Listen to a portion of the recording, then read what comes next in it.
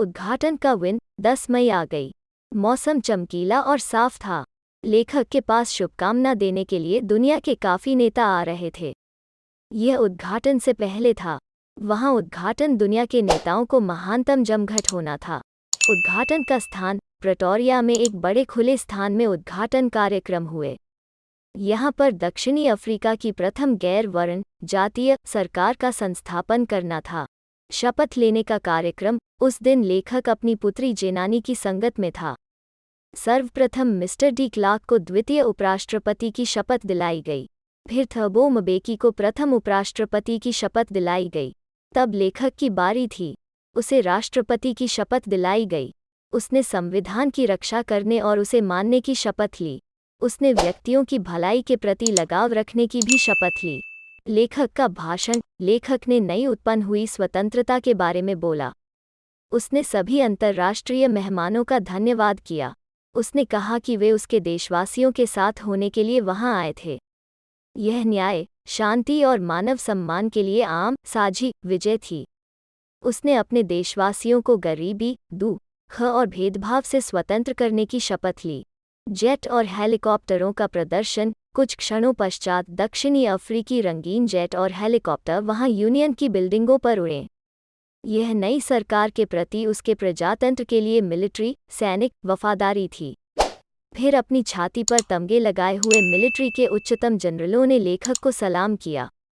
उसने सोचा कि काफी वर्ष पहले उन्होंने उसे गिरफ्तार कर लिया होता। राष्ट्रीय गान का गाना। लेखक के लिए दिन को 2 राष्ट्रीय गानों द्वारा प्रतीकात्मक किया गया।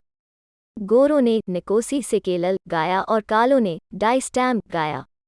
ये गणतंत्र के पुराने गान थे। लेखक के विचार। उद्घाटन के उस दिन लेखक ने इतिहास के बारे में सोचा। पहले दशक में दक्षिणी अफ्रीका के व्यक्तियों ने अन्य काले व्यक्तियों के साथ अपने भेदभाव समाप्त कर लिए थे। उन्होंने अपनी श्रेष्ठता के सिस्टम को भी बना लिया था। यह सर्वाधिक सख्त समाजों का आधार था। अब यह व्यवस्था समाप्त हो गई थी। अब यह व्यवस्था थी जो सभी व्यक्तियों के अधिकारों और स्वतंत्रता को पहचानती थी। लेखक का पश्चाताप। हजारों व्यक्तियों की कुर्बानियों के पश्चात यह शुभ दिन आया था। लेखक ने स्वयं को उन सभी व्यक्तियों का निचोड़ माना।